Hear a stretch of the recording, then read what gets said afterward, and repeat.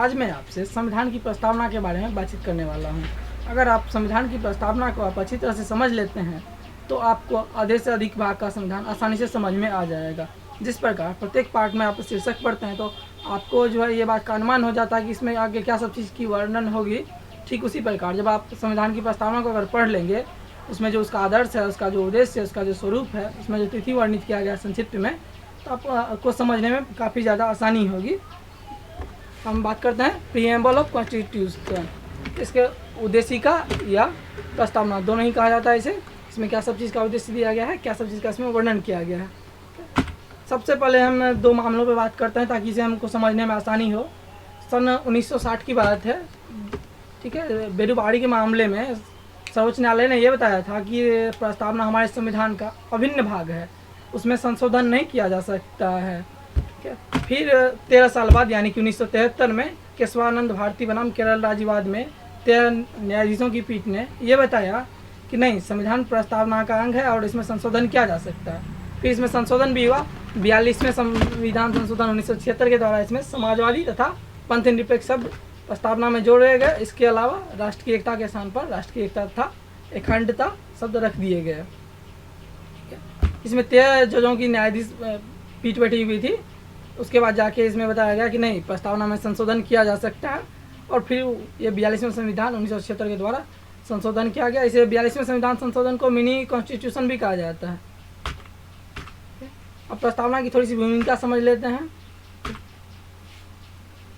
प्रस्तावना में हमारे संविधान के आदर्श, इसके उद्देश्य, सरकार का स्वरूप, यानी कि हमारा सरकार कैसा होगा, संविधान का स्रोत, उसके बाद इससे संबंधित क्या सब प्रावधान है, इसके लागू होने की तिथि आदि का संक्षिप्त में वर्णन किया गया है। हमारे वर्तमान में भारतीय संविधान में 465 अनुच्छेद, 12 अनुसूचियाँ था, 25 भाग हैं। ये आपको प्रस्तावना का विचार जो है संयुक्त राज्य अमेरिका से लिया गया था। प्रख्यात न्यायविद व संवैधानिक सलाहकार A.N. पालकी वाला ने प्रस्तावना को संविधान का परिचय पत्र कहा। अलग अलग विशेषज्ञों ने अपने अलग अलग राय दी थी। किसी ने इन्हें संविधान की आत्मा कही तो किसी ने इसे संविधान का परिचय पत्र कहा है। प्रस्तावना पढ़ लेते हैं, इसके बाद इसे बारीकी से समझेंगे, एक एक तथ्य को आसानी से समझेंगे। सबसे पहले हम भारत के लोग, इससे 3 बातें स्पष्ट होती है।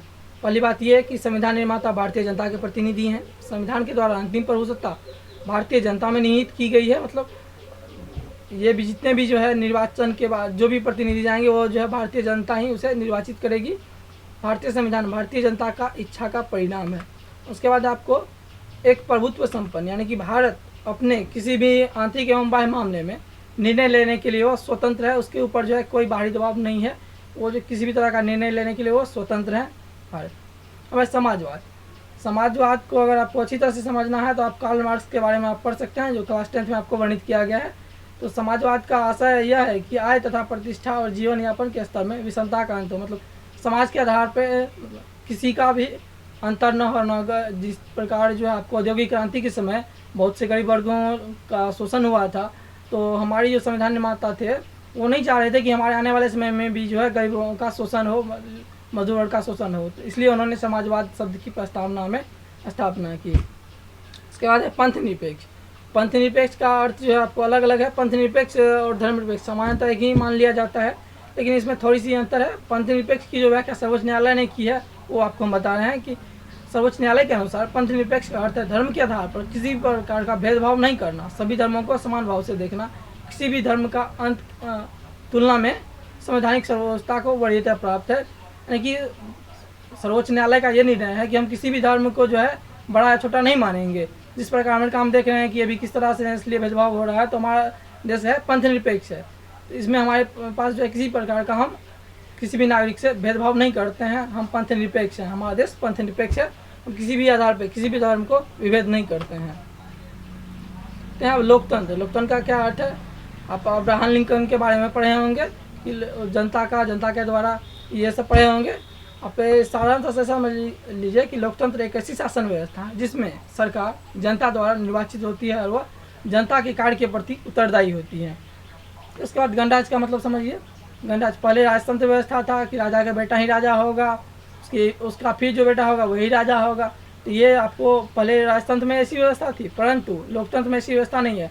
लोकतंत्र में है कि जनता के जो प्रतिनिधि चुन के जाएंगे वही जो है प्रमुख होंगे और कोई नहीं हो सकते हैं। उसके बाद सामाजिक न्याय। सामाजिक न्याय आपको बताया गया है। सामाजिक न्याय का अर्थ है समाज में किसी भी व्यक्ति को धर्म, जाति, वर्ण या अन्य किसी भी आधार पे विभेद नहीं किया जाना चाहिए, ठीक है। उसके बाद है आपको आर्थिक न्याय। आर्थिक न्याय आज औद्योगिक क्रांति के समय जो है बहुत से कमजोर लोगों का शोषण किया गया था, इसलिए संविधान निर्माताओं ने आर्थिक न्याय तत्व की स्थापना की, जिससे समाज के साधन संपन्न व्यक्ति द्वारा जो कमजोर वर्ग हैं, लेबर वर्ग के लोग हैं, उनका शोषण नहीं हो सके, इसलिए उन्होंने संविधान में आर्थिक न्याय शब्द की स्थापना की। उसके बाद राजनीतिक न्याय।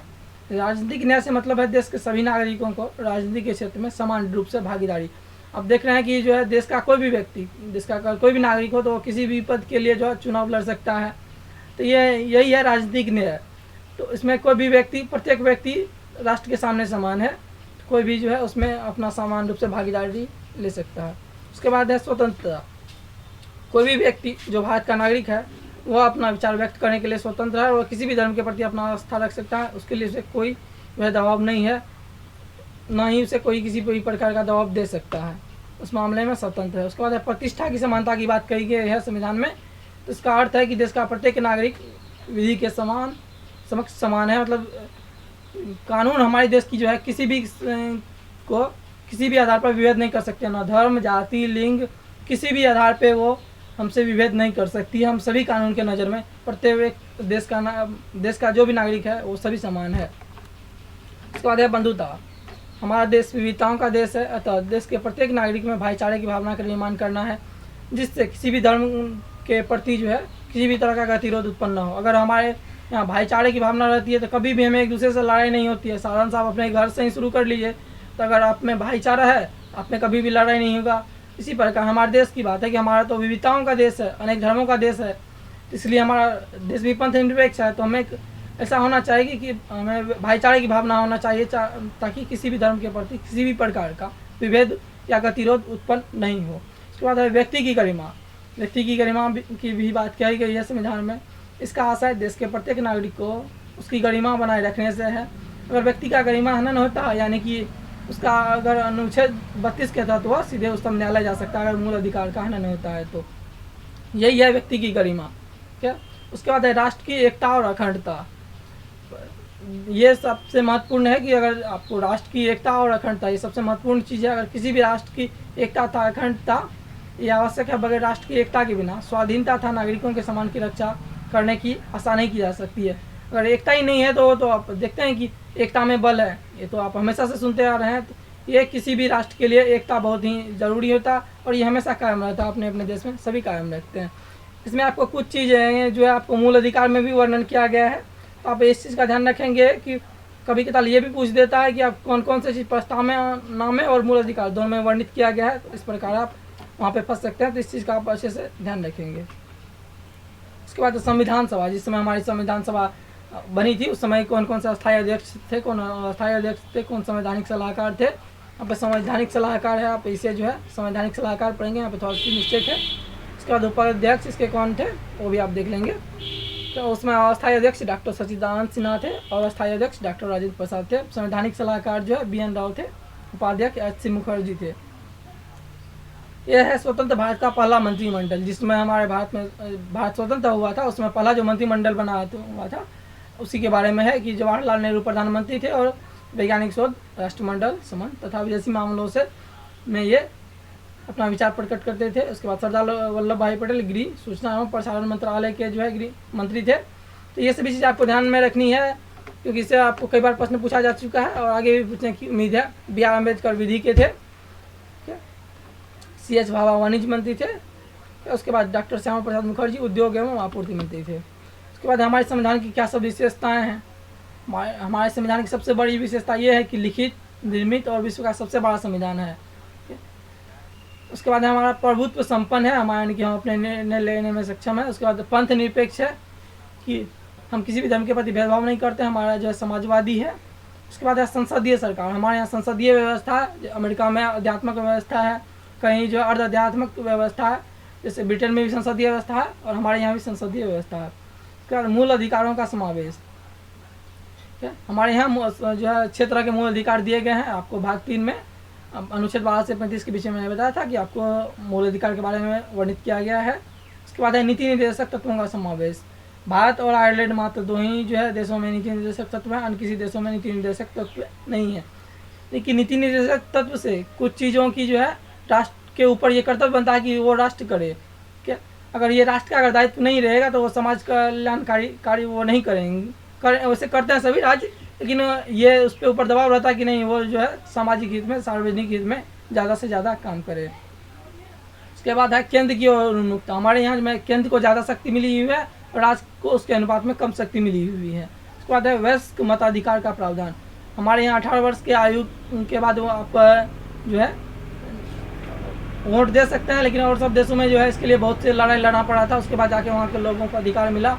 अमेरिका में भी जो है बहुत से लोगों को बहुत दिन तक जो है उसके लिए लड़ाई करना पड़ा। उसके बाद जाके उसे वयस्क मताधिकार का अधिकार मिला, लेकिन हमारे यहाँ उतनी जो है मेहनत नहीं करनी पड़ी और हम लोग को आसानी से वयस्क मताधिकार का अधिकार मिल गया। उसके बाद अधिकृत एवं स्वतंत्र न्यायपालिका।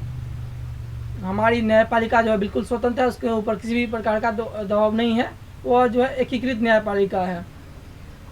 उसके बाद हमारे यहाँ एकल नागरिकता का प्रावधान है, यानी कि हमारे यहाँ पूरे देश के लिए एक ही नागरिकता जो है आवश्यक है, दूसरी नागरिकता की आवश्यकता जरूरी नहीं है। जैसे कि आप अमेरिका जाएंगे तो वहाँ पे आपको 2 तरह की नागरिकता होती है। पहली आपको राज्य के लिए अलग नागरिकता होती है और देश के लिए अलग नागरिकता होती है। तो ये आपको 2 तरह का नागरिकता होता है, लेकिन हमारे यहाँ एक ही नागरिकता है। अगर पंथ निरपेक्ष राज्य की स्थापना हो तो आप समझ ही चुके होंगे पंथ निरपेक्ष राज्य की स्थापना क्या है। ये सब हमारे संविधान की ढेर सारी विशेषताएं हैं।